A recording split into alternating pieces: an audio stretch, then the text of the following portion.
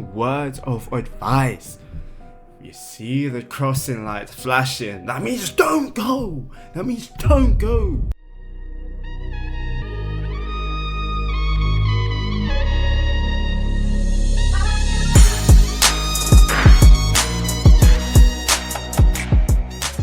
Yo, what is up my people? Today we're switching it up again. Today we're watching most painful car accident deaths ever.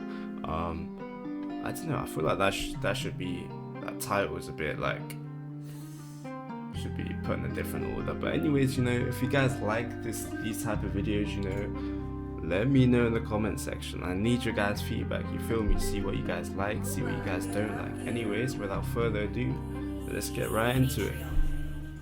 The donut incident. It was just another midday drive for this 28-year-old man in Ohio. The sky was clear, the roads were stretched out.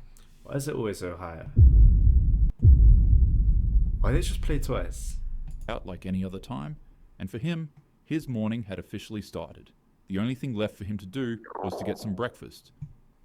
So he'd stop by a store to grab some donuts and coffee before taking off for work. And just like that, his morning was entirely complete. The man was sipping a coffee in one hand and biting a donut in the other. Oh, they spilled the coffee on him or something. I'm guessing he spilled the coffee. He's like, He crashed the car or something. For him, things really couldn't get any better. Yo, why is this guy eating with two hands? That's a terrible idea. Already, I can tell you, that's a horrible idea. Do not do that, guys. Than this, but somewhere between the first sip and the next bite, everything went sideways. He's like choking. You know what would make this day better? Some music. Hey Siri, play some Diddy. Now playing Demi Lovato. What? No. I said play Diddy, like, Puff Daddy? Now playing Yeet. I'll just do it myself. While eating his donut, it'd slip out of his hands and knock over his coffee. Oh, that's why I said no. Oh, I bet that coffee was hot too. In a panic to stop the spilling, he quickly reached for the beverage to steady it.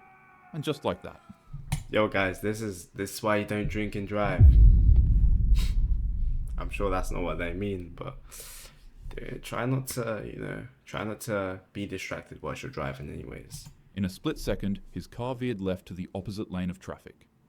I forgot to mention that this was all occurring in the middle of the highway, on an extremely busy Wednesday morning. And unfortunately, at 50 to 60 miles per hour, that's all it takes. His vehicle cut across the lane and slammed head-on into two westbound cars, completely flattening one in the process. The impact was violent enough to leave three vehicles completely mangled and scatter their debris across the field of the road like an explosion. Witnesses said it was chaos. One driver was trapped inside their vehicle with crushed metal pinning them in place, while first responders worked frantically to cut them Ouch. free. As for the flattened car, it sat in the ditch with its airbags blown out, windshield shattered, and frame completely crushed. When paramedics arrived at the scene, they worked desperately to extract the victims from the wreckage. They would even try to bring out the body in the flattened vehicle, and to their sheer horror, the victim was still alive. The crews would immediately transfer both individuals to the University Hospital's Geauga Medical Center, while a third refused further treatment. To everyone's total shock, all the victims in this accident survived with no life-threatening injuries.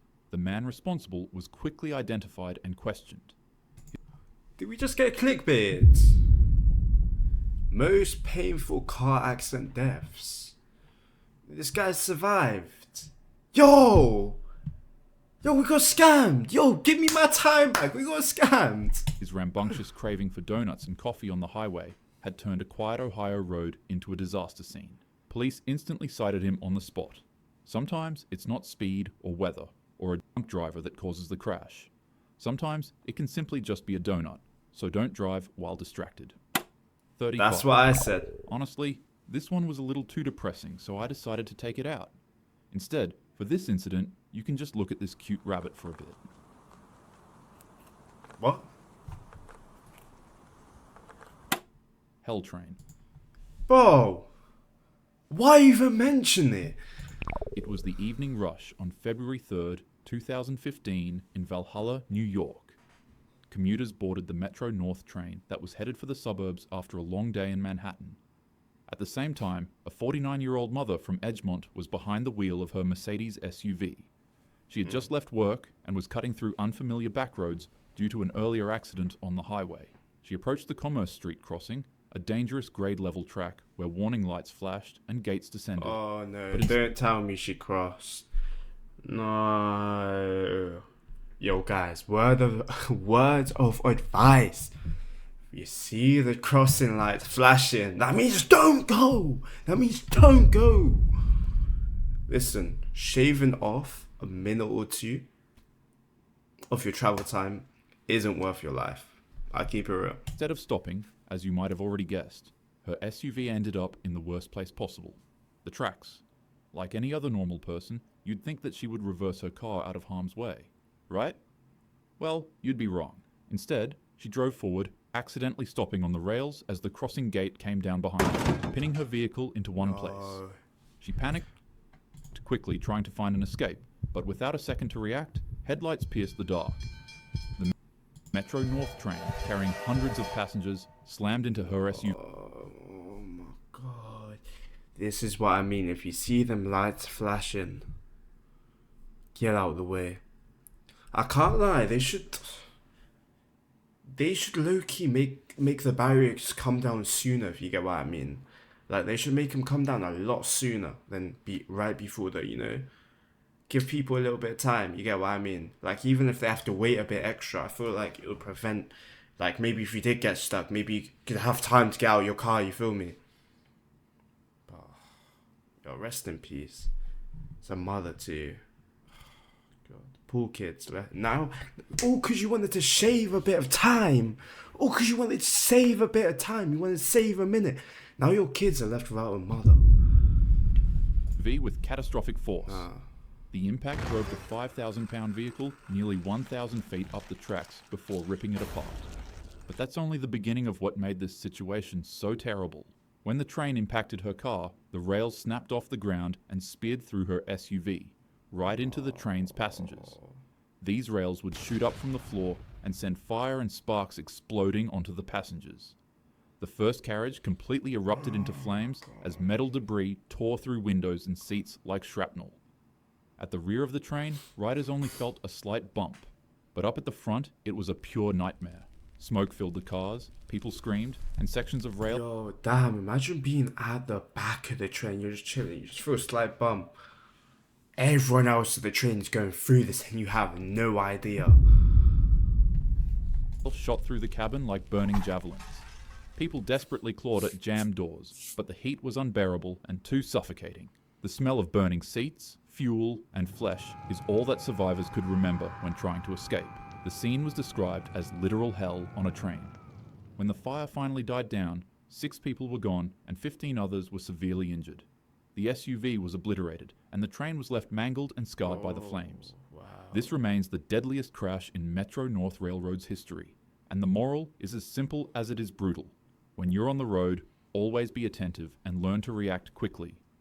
Most of the time, roads are actually pretty boring, and honestly, they don't really have crazy things like this happening all the time, but in the rare case you end up in a situation like this, be prepared and always act fast. Sure. Guillotine. The stands were packed. Families, fans, and journalists gathered shoulder to shoulder, watching the 24 hours of Le Mans. Cars from Mercedes, Jaguar, and Ferrari screamed down the straightaways, pushing limits that the track itself had never been designed to handle. Then came lap 35. Mike Hawthorne darted toward the pits, braking hard in front of the Austin Healey driver. Macklin swerved to avoid him, but in doing so, he moved directly into the path of Pierre Levey, who was going at over 120 miles per hour. What happened next was unfortunately pure carnage. Levey's car struck Macklin's rear end and was launched into the air like a missile. The man's... I'm guessing it landed on someone. Oh my god. Bro, imagine you're in the stand and you just see a car just slowly you're like, at that point, I feel like I'm not even going to try it. Personally, if that's me, I'm not even running. I see that coming towards me. I just accept it. I'm just like, you know what? I'm dead. I'm dead. Let me enjoy my final moments. car literally started flying. And of course, it'd be aimed at nothing other than tightly packed crowds of bystanders enjoying their favourite cars racing on the track. The Mercedes would smash into the spectator in front of the grandstand, and on impact it would immediately disintegrate. The car's heaviest components like the engine block, suspension and radiator tore free and hurled into the crowd with the force of artillery shells, obliterating dozens on impact. However, the worst part was the hood. It was sharp, silver, and launched out of the car the fastest, making it form a spinning motion like a saw blade. The hood would fly into the crowd and sever the heads of multiple spectators watching in the stands. Survivors would later describe this scene as the hood. I'll be so real. If I see something like that, I'm not sitting around to watch, bro. I'm ducking behind something, seats, anything, you feel me? But I mean, I guess in the moment, you'd be a bit shocked. You wouldn't know what to do, you get what I mean? Yo, rest in peace, anyone that passed. Decapitating tightly jammed spectators like a guillotine. By the time the smoke cleared, at least 82 people were gone and hundreds more were injured. This event would later on become known as the 1955 Le Mans disaster, and it would remain the most catastrophic accident in racing history. A little fun fact about this event is that the organisers wouldn't allow the race to stop. They'd ensure that the drivers kept competing. So when this happened, they were like, nah, keep going.